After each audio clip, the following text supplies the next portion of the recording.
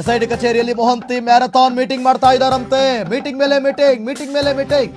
ಕಳೆದ 8 ದಿನಗಳ ಶೋಧ ಕಾರ್ಯದ ಬಗ್ಗೆ ಪರಿಶೀಲನೆ ಮಾಡ್ತಾ ಇದ್ದಾರಂತೆ. 13 ಮುಗಿಸ್ಕೊಬಿಡ್ರಪ್ಪ. ವಿಡಿಯೋ ಫೋಟೋ ಸಾಕ್ಷ್ಯವನ್ನ ಪರಿಶೀಲಿಸ್ತಾ ಇದ್ದಾರಂತೆ ಮೊಹಂತಿ. ಎಸ್ಐಟಿ ಕಚೇರಿಯಲ್ಲಿ ಮುಖ್ಯಸ್ಥ ಮೊಹಂತಿ ಮಾಹಿತಿ ಕಲೆ ಹಾಕ್ತಿದ್ದಾರಂತೆ. ಇತ್ತ ಕಳೆದ 3 ಗಂಟೆಯಿಂದ ಎಸಿ ವಿಡಿಯೋ ಕಾನ್ಫರೆನ್ಸ್ ನಲ್ಲಿ ಕಡತ ವಿಲೇವಾರಿ ತೊಡಗಿದ್ದಾರಂತೆ. ಕಡತ ವಿಲೇವಾರಿಯಲ್ಲಿ ಎಸಿ ಸ್ಟೆಲ್ಲಾ ವರ್ಗೀಸ್.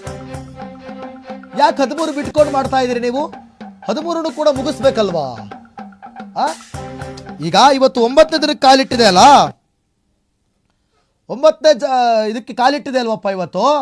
ನೀವು 13ನೇ ಸ್ಪಾಟನ್ನು ಅಗದು ಆಮೇಲೆ ಈಗ 1ನೇ ಭಾಗ 13 ಸ್ಪಾಟು, 2ನೇ ಭಾಗ 17 ಸ್ಪಾಟ್ ಅಂತ ಏನು ಹೇಳಲಾಗ್ತಾ ಇದೆ, ಅದಿನ್ನೂ ಕನ್ಫರ್ಮ್ ಆಗಿಲ್ಲ.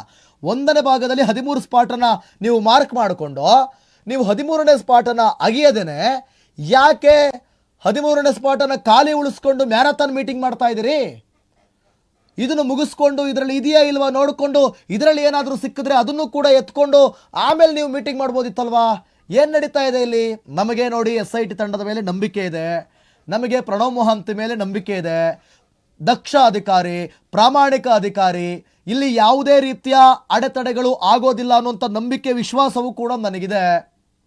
ನೋಡ್ರಿ, ಒಂದು ಮಾತು ಹೇಳ್ತೀನಿ ನಿಮಗೆ, ಸಹಜ ಸಾವೇ ಆಗಿದೆ ಅಂತಂದ ಮೇಲೆ ನಮಗೆ ಭಯ ಯಾಕೆ? ಧರ್ಮಸ್ಥಳದಲ್ಲಿ ಏನೇ ಆಗಿರಲಿ, ಅಲ್ಲಿ ಧರ್ಮಗಳೇ ನಡೆದಿರಲಿ ಅಧರ್ಮಗಳೇ ನಡೆದಿರಲಿ, ನಾವು ಧರ್ಮಕ್ಕೆ ಬೆಲೆ ಕೊಡ್ತೀವಿ ಹೊರತು ಅಧರ್ಮಕ್ಕೆ ಬೆಲೆ ಕೊಡೋದಿಲ್ಲ. ಅಧರ್ಮಗಳು ನಡೆದಿಲ್ಲ ಅಂತಂದರೆ ನೋ ಪ್ರಾಬ್ಲಮ್, ನೋ ಇಶ್ಯೂಸ್. ಆದರೆ ನಮ್ಮ ಕ್ಷೇತ್ರಕ್ಕೆ ಧಕ್ಕೆ ಆಗಬಾರ್ದ್ರಿ. ಇಲ್ಲಿ ಯಾರು ಕೂಡ ನಾವು ಕ್ಷೇತ್ರದ ಬಗ್ಗೆ ಮಾತನಾಡ್ತಿಲ್ಲ. ಇಲ್ಲಿ ನಮ್ಮ ಪ್ರಶ್ನೆ ಈ ರೀತಿಯಾದಂಥ ಒಂದು ಆರೋಪ ಬರ್ತಾ ಇದೆ. ಯಾರೋ ಬಂದು ಈ ರೀತಿ ಆರೋಪಗಳನ್ನ ಮಾಡ್ತಾ ಇದ್ದಾರೆ. ತನಿಖೆ ಮಾಡಿಸಿ ಅಲ್ಲಿ ಸತ್ಯಾನುಸತ್ಯತೆಗಳು ಗೊತ್ತಾದರೆ ಆ ಕ್ಷೇತ್ರಕ್ಕೆ ಇನ್ನೂ ದೊಡ್ಡ ಹೆಸರಲ್ವೇ, ಇನ್ನೂ ದೊಡ್ಡ ಹೆಸರು ಸಿಗುತ್ತಲ್ವೇನ್ರಿ? ಯಾಕೆ ಅದನ್ನು ಮಾಡ್ತಾ ಇಲ್ಲ? ಇಲ್ಲಿ ಒಂದು ಸೈಡ್ ಒಬ್ರು, ಇನ್ನೊಂದು ಸೈಡ್ ಒಬ್ರು, ಅವ್ರ ಪರ ಇವ್ರ ವಿರುದ್ಧ ಅವ್ರ ಪರ. ಈ ಕೆಸರರ ಚಾಟದ ನಡುವೆ ಅಲ್ಲಿ ಏನು ಆರೋಪ ಮಾಡ್ತಾ ಇದೆ, ಅಲ್ಲಿ ಏನು ಆರೋಪ ಮಾಡ್ತಾ ಇದ್ದಾರೆ, ಅಲ್ಲಿ ಏನು ವಿಷಯ ಇದೆ, ಇದು ಸಾಯ್ತಾ ಇದೆ ರೀ. 13ನೇ ಸ್ಪಾಟನ್ನು ನೀವು ಅಗದು ಬಗದು ಆಮೇಲೆ ನೀವು ಏನದೇನು ಎಸಿ ಸ್ಟೆಲ್ಲಾ ವರ್ಗೀಸ್ ಜೊತೆನೋ ಏನೋ ಕಡತ ವಿಲೇವಾರಿ ಆಮೇಲೆ ಮಾಡ್ಕೋಬೋದಿತ್ತಲ್ಲ. ಯಾಕೆ ಈ ರೀತಿ? 13ನೇ ಸ್ಪಾಟ್ ಅಗಿಯೋ ಕಾರ್ಯ ಯಾವಾಗ? ಎಸ್, ನೆಕ್ಸ್ಟ್ ಅಪ್ಡೇಟ್ ನಾವು ನೋಡ್ತಾ ಹೋಗೋಣ. ಏನಾಗ್ತಾ ಇದೆ ಅಂತ ಹೇಳಿ ಧರ್ಮಸ್ಥಳದಲ್ಲಿ ಸಾಕಷ್ಟು ಗೊಂದಲಗಳು, ಸಾಕಷ್ಟು ಪ್ರಶ್ನೆಗಳು. 13ನೇ ಸ್ಪಾಟ್ ಜೀವಂತವಾಗಿರಲು SIT ಪ್ಲಾನ್ ಮಾಡ್ಕೊಳ್ತಾ ಇದೆಯಾ? ಯಾಕೆ? GPR ಯಂತ್ರ ಬಂದ ಬಳಿಕ 13ನೇ ಸ್ಪಾಟ್ ಪರೀಕ್ಷೆನಾ? GPR ತಂತ್ರಜ್ಞಾನವನ್ನು ಬಳಸಿ ಶೋಧ ನಡೆಸಲು ಚಿಂತನೆ ಮಾಡಲಾಗಿದೆ ಅಂತ ಇಲ್ಲಿವರೆಗೂ ಯಾಕೆ ಮಾಡಲಿಲ್ಲ? ಎಲ್ಲಾ ರೀತಿಯ ಪ್ರಯತ್ನ ಮಾಡ್ತಿದ್ದಾರಂತೆ SIT ಅಧಿಕಾರಿಗಳು. GPR ಬಳಸಿ 1ರಿಂದ 12 ಸ್ಪಾಟ್ ಮತ್ತೆ ಶೋಧ ಮಾಡ್ತಾರಂತೆ. ವಾವ್, ಇದಾ ವಿಷಯ? ಆಯ್ತು ಕಣ್ರಿ, ಇದಾ ವಿಷಯ. ಹಾಗಾದ್ರೆ ಈಗ GPR ಅನ್ನ ಬಳಸ್ಕೊಂಡು 13ನೇ ಸ್ಪಾಟ್ ಅನ್ನ ಪರೀಕ್ಷೆ ಮಾಡೋದಾದ್ರೆ ಸೂಪರ್. ಅದಕ್ಕೋಸ್ಕರ ನೀವು ಟೈಮ್ ತಗೋತಾ ಇದ್ದೀರಾ ಅಂದರೆ ಓಕೆ, ನೋ ಇಶ್ಯೂಸ್. ಅದ್ರ ಜೊತೆಗೇನೆ 1ರಿಂದ 12ರವರೆಗೆ ಮತ್ತೆ GPR ಅನ್ನ ಬಳಸ್ಕೊಂಡು ನೀವು ಶೋಧ ಮಾಡ್ತೀರಾ ಅಂದರೆ ಅದು ಸೂಪರ್. ಆದರೆ ಇಷ್ಟು ದಿನ ಯಾಕೆ ಈ ನಿರ್ಧಾರವನ್ನು ತಗೊಳ್ಳಿಲ್ಲ ಅಂತ? ಮುಂಚೆನೇ ತೊಗೊಂಡ್ಬಿಟ್ಟಿದ್ರೆ ಈ ಬಗೆಯೋ ಕಾರ್ಯಕ್ಕೆಲ್ಲ ಸ್ವಲ್ಪ ಆ ಕಾರ್ಮಿಕರಿಗಾರು ಸ್ವಲ್ಪ ಫ್ರೀ ಕೊಡ್ಬೋದಿತ್ತಪ್ಪ. ಮುಂಚಿತವಾಗಿ ತಂತ್ರಜ್ಞಾನವನ್ನು ಬಳಸ್ಕೊಂಡು ಏನಾದರೂ ಮಾಡ್ಬೋದಿತ್ತು. ಅದಕ್ಕೂ ಏನೋ ಬ್ರೇಕ್ ಬಿತ್ತಂತಪ್ಪ. ಅದು ಯಾರೋ ಹೇಳ್ತಾರೆ, ಆರೋಪ ಮಾಡ್ತಾರೆ ವಕೀಲರು. ಆ ಸುಜಾತ ಭಟ್ ಪರ ವಕೀಲರು ಆರೋಪ ಮಾಡ್ತಾ ಇದ್ದಾರೆ. ಅಲ್ಲೂ ಯಾರೋ ಪ್ರಭಾವಿಗಳು ಖಾಸಗಿ ಕಂಪ್ನಿಗಳಿಗೆ ಬೆದರಿಕೆ ಹಾಕ್ಬಿಟ್ಟಿದ್ದಾರಂತೆ. ಆಮೇಲೆ ಒಂದಷ್ಟು GPRನ ಕೊಂಡ್ಕೊಂಡಿದ್ದಾರಂತೆ. ಏನು ಊರಿಗೊಬ್ಬಳೆ ಪದ್ಮಾವತಿನಾ? ಏನು ಊರಿಗೊಂದೇ GPR ತರಿಸ್ಕೊಳ್ರಿ? ಎಲ್ಲೆಲ್ಲಿದೆ ಎಲ್ಲ ಕಡೆ ತರಿಸ್ಕೊಳ್ಳಿ. GPRನ ತರಿಸ್ಕೊಂಡು ಶೋಧ ನಡೆಸಿ ಇಡೀ ಧರ್ಮಸ್ಥಳದಲ್ಲೇ ಹಾಕ್ಬಿಡಿ ಅತ್ಲಗೆ. ಆ ಮಿಷಿನ್ನ ಅತ್ಲಗೆ ಇಡೀ ಧರ್ಮಸ್ಥಳನೇ ಸ್ಕ್ಯಾನ್ ಮಾಡಿಬಿಡಿ ಅತ್ಲಗೆ ಸಂಪೂರ್ಣವಾಗಿ. ಎಲ್ಲೆಲ್ಲಿ ಅರಣ್ಯ ಪ್ರದೇಶ ಇದೆ, ನಿಮಗೆ ಎಲ್ಲೆಲ್ಲಿ ಡೌಟ್ ಇದೆ, ನೇತ್ರಾವತಿ ದಡ, ಸ್ನಾನಘಟ್ಟ ರೋಡು, ಬೆಳ್ತಂಗಡಿಗೆ ಹೋಗೋ ರೋಡು, ಉಜಿರೆ ರೋಡು, ಧರ್ಮಸ್ಥಳಕ್ಕೆ ಹೋಗೋ ರೋಡು, ಕ್ಷೇತ್ರಕ್ಕೆ ಹೋಗೋ ರೋಡು, ಬರ್ತಾ ಹೋಗ್ತಾ ರೋಡು, ಎಲ್ಲ ರೋಡು, ಎಲ್ಲ ಕಡೆ ಎಲ್ಲ ಜಾಗದಲ್ಲೂ ಅತ್ಲಗೆ ಚೆಕ್ ಮಾಡಿಬಿಡಿ. ನೋಡೋಣ ಏನಾಗುತ್ತೆ ಅಂತೇಳಿ. ಸೊ ಒಟ್ಟಾರೆ ನಮಗೆ ಒಂದು ತಾರ್ಕಿಕ ಅಂತ್ಯ ಸಿಗಬೇಕಷ್ಟೇ, ಒಂದು ತಾರ್ಕಿಕ ಅಂತ್ಯ ಸಿಗಬೇಕಷ್ಟೇ. ಇಲ್ಲಿ ಎಸ್ಐಟಿ ಕಚೇರಿಯಲ್ಲಿ ಮಾಸ್ಗೆ ಪ್ರಶ್ನೆಗಳ ಸುರಿಮಳೆ ಅಂತೆ. 2.5 ಗಂಟೆ ವಿಚಾರಣೆ ನಡೆಸಿದ್ದಾರೆ ಎಸ್ಐಟಿ ಅಧಿಕಾರಿಗಳು. ಬೆಳ್ತಂಗಡಿಯ ಎಸ್ಐಟಿ ಕಚೇರಿಯಲ್ಲಿ ತೀವ್ರ ವಿಚಾರಣೆ ನಡೀತಾ ಇದೆ. ದೂರುದಾರನಿಂದ ಕೆಲ ಮಾಹಿತಿ ಕಲೆ ಹಾಕಿರೋ ಎಸ್ಐಟಿ. ಅನಾಮಿಕನ ದೂರುದಾರನ ವಿಚಾರಣೆ ಆಗ್ತಾ ಇದೆಯಂತೆ. ಎಸ್ಐಟಿ ಮುಖ್ಯಸ್ಥ ಮೊಹಂತಿಯವರು ವಿಚಾರಣೆ ಮಾಡ್ತಾ ಇದ್ದಾರಂತೆ. ವಿಚಾರಣೆ ಮುಗಿಸಿ ಅಜ್ಞಾತ ಸ್ಥಳಕ್ಕೆ ತೆರಳಿದ ಮುಸುಕುದಾರಿ 3 ವಕೀಲರ ಜೊತೆ ಆತ ಇರ್ತಿದ್ದು. ಸಾಕಷ್ಟು ಪ್ರಶ್ನೆಗಳ ಸುರಿಮಳೆ ಎಸ್ಐಟಿ ಕಚೇರಿಯಲ್ಲಿ. ಸುಮಾರು 2.5 ಗಂಟೆ ವಿಚಾರಣೆ ಆಗ್ತಾ ಇದೆಯಂತೆ. ಓಕೆ, ಇಲ್ಲಿವರೆಗೂ ಎಲ್ಲ ಪ್ರಯತ್ನಗಳು ನಡೀತು, ಮತ್ತೆ ಎಲ್ಲ ಜಾಗವನ್ನ ತೋರಿಸಿದ ಜಾಗವನ್ನು ಅಗೆಯೋಕಾರಿ ಆಗ್ತಾ ಇದೆ, ಆಗಿದೆ. 13ನೇ ಪಾಯಿಂಟ್ ಒಂದು ಆಗಿಲ್ಲ. 13ನೇ ಪಾಯಿಂಟ್ ಆಗಬೇಕು ನಮಗೆ. ಈಗ 13ನೇ ಪಾಯಿಂಟ್ ಇವತ್ತು ಆಗಬೇಕಿತ್ತು. ನೋಡಿ, ಇದು ಭೀಮಾ ಇವತ್ತು ಬಂದಿಲ್ಲ. ಇದು ನಿನ್ನೆ ಮೊನ್ನೆದೆಲ್ಲ ಭೀಮಾ ಬಂದಿರೋದು. ಆದರೆ ಇವತ್ತು ಕಾಣಿಸಿಲ್ಲ ಭೀಮನನ್ನು ಕೂರಿಸ್ಕೊಂಡು ವಿಚಾರಣೆ ಮಾಡ್ತಾ ಇದ್ದಾರಂತೆ. ಭೀಮಾ ಪ್ರತಿದಿನ ಈ ಥರ ಪೊಲೀಸ್ ಜೀಪಲ್ಲಿ ಬರ್ತಾ ಇದ್ರು, ಎಲ್ಲರನ್ನೂ ಕರ್ಕೊಂಡು ಹೋಗ್ತಾ ಇದ್ರು, ಸ್ಪಾಟನ್ನು ತೋರಿಸ್ತಾ ಇದ್ರು, ಅಗಿಯೋ ಕಾರ್ಯ ಆಗ್ತಾ ಇತ್ತು. ಆದರೆ ಅನಾಥವಾಗಿದೆ 13ನೇ ಪಾಯಿಂಟ್. ಅನಾಥವಾಗಿದೆ 13ನೇ ಪಾಯಿಂಟ್. ತಪ್ಪು ಯಾರೇ ಮಾಡಿರಲಿ ರೀ, ಶಿಕ್ಷೆ ಆಗಬೇಕು. ಅದೆಂಥ ದೊಡ್ಡ ವ್ಯಕ್ತಿನೇ ಆಗಿರಲಿ, ಇಲ್ಲೇನಾದರೂ ತಪ್ಪುಗಳು ನಡೆದಿದೆ ಅಂದಾಗ ಶಿಕ್ಷೆ ಆಗಬೇಕು. ಈ ಗಲಾಟೆಗೆ ಸಂಬಂಧಪಟ್ಟಂತೆ ನಾನು ನಿಮ್ಗೆ ಒಂದಷ್ಟು ವಿಚಾರಗಳನ್ನ ಹೇಳಬೇಕು. ಆ್ಯಕ್ಚುಲಿ ಏನಾಯಿತು ಅಂತ ತುಂಬ ಜನಕ್ಕೆ ಕನ್ಫ್ಯೂಷನ್ ಇದೆ. ಈ ಗಲಾಟೆ ವಿಚಾರದಲ್ಲಿ ಏನಾಯಿತು, ನಿಜಕ್ಕೂ ಕೂಡ ಏನು ನಡೀತು ಅನ್ನೋ ಕನ್ಫ್ಯೂಷನ್ ತುಂಬ ಜನರಿಗಿದೆ. ಆ ಬಗ್ಗೆನೂ ಕೂಡ ಹೇಳಬೇಕು ನಿಮಗೆ, ಯಾಕೆ ಗಲಾಟೆ ಆಯಿತು ಅಂತೇಳಿ.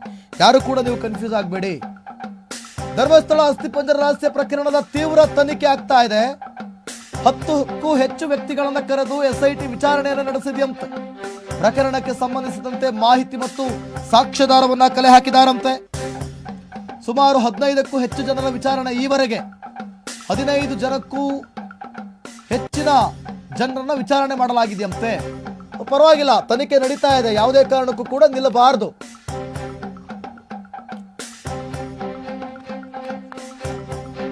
ಆದ್ರೆ ಇದು ಲೇಟೆಸ್ಟ್ ಆಗಿ ಸಿಗ್ತಾ ಇರುವಂತ ಅಪ್ಡೇಟ್. ಇದು 15 ಜನರನ್ನ ವಿಚಾರಣೆ ಮಾಡಿರುವಂತ ಎಸ್ಐಟಿ ತಂಡ 13ನೇ ಸ್ಪಾಟ್ ಅನ್ನ ಉಳಿಸ್ಕೊಂಡಿದೆ. 13ನೇ ಸ್ಪಾಟ್ ಅನ್ನ ಈ ದಿನ ಶೋಧ ಕಾರ್ಯ ಮಾಡ್ತಾ ಇಲ್ಲ. ಹಾಗಾದ್ರೆ 13ನೇ ಸ್ಪಾಟ್ಗೆ ಯಾವತ್ತಿಟ್ಟಿದ್ದಾರೆ ಮುಹೂರ್ತ ಅನ್ನೋದೇ ಪ್ರಶ್ನೆ ಉಳ್ಕೊಂಡಿದೆ. ಈಗ ಒಟ್ಟಾರೆ ಬರ್ತಾ ಇರುವಂತ ಮಾಹಿತಿ, GPR ತಂತ್ರವನ್ನ ಬಳಸಿ, ಅಲ್ಲಿ ಆ ಯಂತ್ರವನ್ನ ಬಳಸಿಕೊಂಡು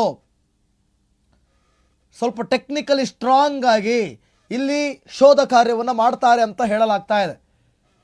ಜೊತೆಗೆ 1 ರಿಂದ 12 ಪಾಯಿಂಟ್ಗಳನ್ನು ಕೂಡ ಮತ್ತೆ ತೀವ್ರವಾದಂಥ ತನಿಖೆಯನ್ನು ಮಾಡ್ತಾರಂತೆ. ಮಾಡಲಿ, ಇದು ಒಳ್ಳೆ ಬೆಳವಣಿಗೆ. ಒಂದು ವೇಳೆ ಏನಾದರೂ ನಿಮಗೆ ನೋಡಿ, ಈಗ ಆತ ತೋರಿಸಿದಂಥ ಪಾಯಿಂಟ್, ಆ ಪಾಯಿಂಟ್ನಲ್ಲಿ ನಿಮಗೆ ಏನಾಗುತ್ತೆ ಅಂತಂದರೆ, ಆತ ತೋರಿಸಿದಂಥ ಪಾಯಿಂಟ್ನಲ್ಲಿ ಜಸ್ಟ್ ಆ ಜಾಗವನ್ನು ಮಾತ್ರ ಇವರು ಅಗದಿರ್ತಾರೆ, ಸ್ವಲ್ಪ ಸುತ್ತಮುತ್ತ ಅಗದಿರೋದಿಲ್ಲ.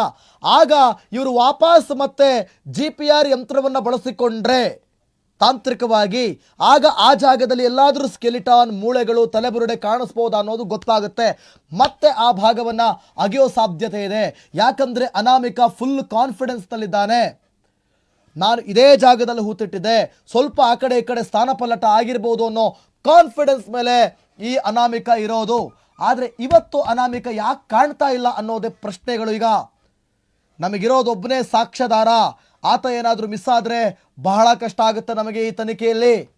ಆತ ಯಾವುದೋ ರಾಜ್ಯದಿಂದ ಬಂದು ಧೈರ್ಯವಾಗಿ ನಿಂತು ಆತ ಎಲ್ಲವನ್ನು ತೋರಿಸ್ತಿರುವಾಗ ಆತ ಏನಾದರೂ ಮಿಸ್ ಆದರೆ ಏನ್ರಿ ಮಾಡೋದು? ಆಮೇಲೆ ಇದೊಂದೇ ಒಂದು ಸಿಕ್ಕಿರೋ ಪ್ರಕರಣ, ಸಣ್ಣ ಒಂದು ದಾರಿ. ಅಲ್ಲಿ ಏನಾಗ್ತಾ ಇದೆ ಅಂತ ನೋಡಿ. ನಾವು ಯಾರು ಪರನೋ ಅಲ್ಲ, ನಾವು ಯಾರು ವಿರೋಧನೋ ಅಲ್ಲ. ನಮಗೆ SIT ತನಿಖೆ ಮಾಡ್ತಾ ಇದೆ. ಧರ್ಮಸ್ಥಳದಲ್ಲಿ ಏನಾಗ್ತಾ ಇದೆ ಅದನ್ನು ನಾವು ತೋರಿಸ್ತಾ ಇದ್ದೀವಿ. ಧರ್ಮಸ್ಥಳದಲ್ಲಿ ಒಂದು ವೇಳೆ ಏನಾದರೂ ಅಧರ್ಮಗಳು ನಡೆದಿದ್ರೆ ಅದಕ್ಕೆ ಧರ್ಮ ಸಿಗೋವರೆಗೂ, ನ್ಯಾಯ ಸಿಗೋವರೆಗೂ ನಾವು ಬಿಡೋಲ್ಲ. ಅಕಸ್ಮಾತ್ ಇದೇ ಅನಾಮಿಕರು ಅಥವಾ ಇದೇ ಯಾರೋ ದೂರುದಾರರೋ ಇಲ್ಲಿ ಷಡ್ಯಂತ್ರಗಳನ್ನು ರೂಪಿಸ್ತಾ ಇದ್ರೆ ನಾವು ಅವಾಗಲೂ ಬಿಡಲ್ಲ. ನಮ್ಮ ಧ್ಯೇಯ ಒಂದೇ, ನಮ್ಮ ಕ್ಷೇತ್ರಕ್ಕೆ ಧಕ್ಕೆ ಆಗಬಾರ್ದು. ಮಂಜುನಾಥ ಸ್ವಾಮಿ ಸನ್ನಿಧಿಯಲ್ಲಿ ಈ ರೀತಿಯ ಘಟನೆಗಳು ಏನಾದರೂ ಹಿಂದೆ ನಡೆದಿದ್ರೆ ಅದಕ್ಕೆ ಶಿಕ್ಷೆ ಆಗಬೇಕು, ಮುಂದೆ ನಡಿಬಾರ್ದು. ಇಷ್ಟೇ ನಮ್ಮ ಉದ್ದೇಶ.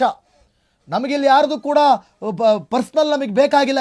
ಇಲ್ಲಿ ಯಾವೊಂದು ಬೇಕಾಗಿಲ್ಲ ನಮಗೆ. ನಮಗೆ ಬೇಕಾಗಿರೋದು SIT ತನಿಖೆ ಮಾಡ್ತಾ ಇದೆ, ತನಿಖೆಯ ಅಪ್ಡೇಟ್ಸ್ ಬೇಕು. ನಿಜಕ್ಕೂ ಕೂಡ ಇಲ್ಲಿ ನಡೆದಿರುವಂಥದ್ದು ಕೊಲೆನ, ಅತ್ಯಾಚಾರಗಳ, ಅದೇನು ನಡೆದಿದೆ ಗೊತ್ತಾಗಬೇಕು ನಮಗೆ. ಇಲ್ಲಿ ಸಾಕಷ್ಟು ಲೂಪೋಲ್ಸ್ಗಳಿವೆ, ಒಂದಷ್ಟು ನೆಗ್ಲಿಜೆನ್ಸ್ಗಳಿವೆ, ಅದು ಎದ್ದು ಕಾಣ್ತಾ ಇದೆ. ಅದ್ರ ಬಗ್ಗೆ ನಾನು ನಿನ್ನೆ ಮಾತಾಡಿದ್ದೀನಿ. ಆದರೆ ಇವತ್ತು ಗೊತ್ತಾಗಬೇಕು ನಮಗೆ ಏನು ಅಂತ.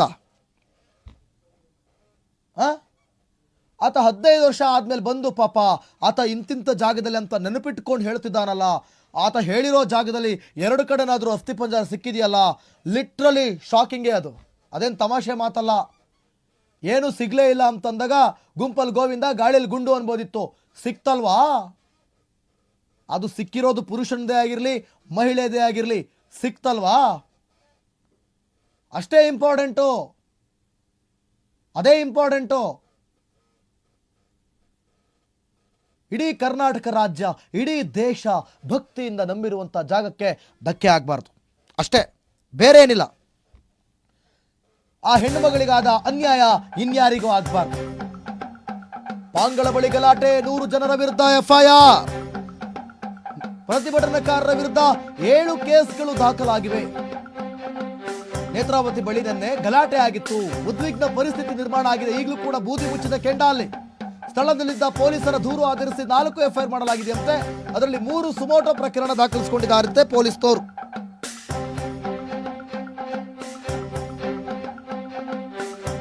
ಅಕ್ರಮ ಕೂಟ ಕಟ್ಟಿ ಕಾನೂನು ಬಾಹಿರವಾಗಿ ಪ್ರತಿಭಟನೆ ಮಾಡಿದ್ದಾರೆ.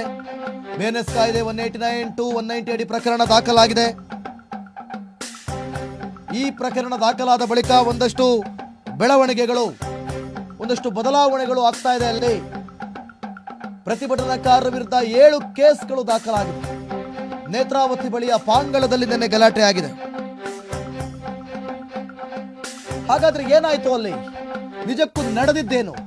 ಬನ್ನಿ, ನಾನು ನಿಮಗೆ ಕ್ಲಿಯರ್ ಕಟ್ ಆಗಿ ಎಕ್ಸ್ಪ್ಲೇನ್ ಮಾಡ್ತಾ ಹೋಗ್ತೀನಿ. ಅಲ್ಲಿ ಏನಾಯ್ತು ಅಂತ ಅಲ್ಲಿದ್ದಂಥ ನಮ್ಮ ಮಾಧ್ಯಮ ವರದಿಗಾರರು ಕೊಟ್ಟಂತ ಮಾಹಿತಿ ಸರಿಯಾದ ಮಾಹಿತಿ. ಆಕ್ಚುಲಿ ಅಲ್ಲಿ ನಡೆದಿದ್ದೇನು? ಸೌಜನ್ಯ ಅವರ ಮನೆ ಪಾಂಗಳ ಅನ್ನೋ ಪ್ರದೇಶದಲ್ಲಿರೋದು. ಸೌಜನ್ಯ ಅವರ ಮನೆ ಪಾಂಗಳ ಅನ್ನೋ ಪ್ರದೇಶದಲ್ಲಿರೋದು. ಆಗಾಗ ಅಲ್ಲಿ ಒಂದಷ್ಟು ಸೌಜನ್ಯಳನ್ನ, ಆಕೆಯ ಮನೆಗೆ ಒಂದಷ್ಟು ಜನರು ಹೋಗಿ ಬರ್ತಾ ಇರ್ತಾರೆ. ಬೇರೆ ಬೇರೆ ಊರುಗಳಿಂದ ಕೂಡ ಬಂದು ಅವರ ಅಪ್ಪ ಅಮ್ಮನನ್ನ, ಆ ತಾಯಿಯನ್ನು ಮಾತನಾಡಿಸ್ತಾ ಇರ್ತಾರೆ, ಆ ಕುಟುಂಬದವ್ರನ್ನ ಮಾತನಾಡಿಸ್ತಾ ಇರ್ತಾರೆ. ಅದೇ ಸಂದರ್ಭದಲ್ಲಿ ನಿನ್ನೆ ಈ ಬಿಗ್ ಬಾಸ್ ಖ್ಯಾತಿಯ ರಜತ್ ಸೌಜನ್ಯಳ ಮನೆಗೆ ಬಂದಿರ್ತಾರೆ. ಈ ಬಿಗ್ ಬಾಸ್ ಖ್ಯಾತಿಯ ರಜತ್ ಸೌಜನ್ಯಳ ಮನೆಗೆ ಬಂದಿರುವಂಥ ಸಂದರ್ಭ.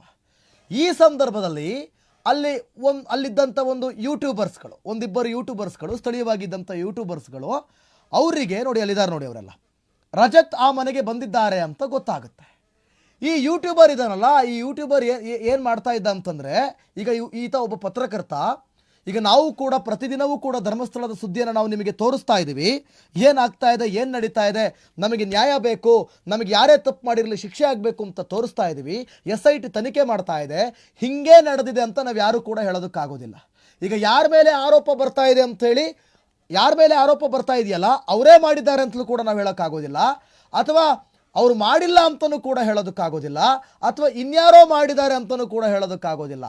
ಆದರೆ ಈ ಯೂಟ್ಯೂಬ್ ಚಾನಲ್ನ ವ್ಯಕ್ತಿ ಏನು ಮಾಡ್ತಾ ಇದೆ, ಹಿಂದಿನಿಂದಲೂ ಕೂಡ ಸಿಕ್ಕಿರುವಂಥ ಒಂದಷ್ಟು ಮೂಳೆಗಳು, ಸ್ಕೆಲಿಟನ್ಗಳನ್ನ ಇಟ್ಕೊಂಡು ಇಲ್ಲಿ ಅತ್ಯಾಚಾರ ನಡೆದಿದೆ, ಇಲ್ಲಿ ಅದೇ ಮೂಳೆಗಳು ಇವು ಅಂಥೇಳಿ, ಇನ್ನೂ ತನಿಖೆನೇ ಆಗಿಲ್ಲ, ಇನ್ನೂ ಮಾಹಿತಿನೇ ಬಂದಿಲ್ಲ, ಸಹಜ ಸಾವೋ ಅಸಹಜ ಸಾವೋ ಗೊತ್ತಿಲ್ಲ, ಈ ರೀತಿಯಾಗಿ ವರದಿ ಮಾಡೋದು. ನೋಡಿ, ಯಾವತ್ತೂ ಅಷ್ಟೇ ವರದಿ ಮಾಡುವಾಗ ನಮಗೆ ಫ್ಯಾಕ್ಟ್ ಇಲ್ಲ ಅಂತಂದರೆ, ಅಥವಾ ನಮಗದು ತನಿಖೆ ಇನ್ನೂ ಆಚೆ ಕಡೆ ಬಂದಿಲ್ಲ ಅಂತಂದರೆ, ಮಾಹಿತಿಗಳು ಲಭ್ಯ ಆಗಿಲ್ಲ, SIT ಅವರು ಇನ್ನೂ ಅಫಿಷಿಯಲ್ ಆಗಿ ಅನೌನ್ಸ್ ಮಾಡಿಲ್ಲ, ಇದು ಸಹಜ ಸಾವ ಅಸಹಜ ಸಾವ ಅಂತ ಹೇಳಿಲ್ಲ ಅಂದಾಗ ನಾವು ನೇರವಾಗಿ ಅಲ್ಲಿ ಇಂಥದ್ದೇ ನಡೆದಿದೆ, ಇವರೇ ಮಾಡಿದ್ದಾರೆ ಅಥವಾ ಇವರು ಮಾಡಿಲ್ಲ ಅಂತಲೂ ಕೂಡ ಹೇಳೋದಕ್ಕಾಗೋದಿಲ್ಲ.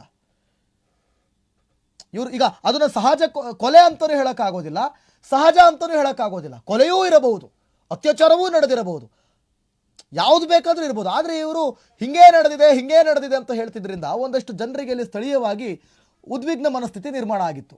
ಅದೇ ಈ ಯೂಟ್ಯೂಬರ್ಸ್ ರಜತ್ಗೆ ಪ್ರಶ್ನೆ ಕೇಳುವಾಗ ಅದೇ ರಿಲೇಟೆಡ್ ಪ್ರಶ್ನೆಗಳನ್ನು ಕೇಳಿದ್ದಾರೆ. ಅಲ್ಲಿದ್ದಂಥ ಸ್ಥಳೀಯರಿಗೆ ಕೋಪ ಬಂದು ತಕ್ಷಣಕ್ಕೆ ಆತ ಮಾತಿಗೆ ಮಾತು ಬೆಳೆದು ಅಲ್ಲಿ ಪ್ರಶ್ನೆ ಮಾಡಿದ್ದಾರೆ.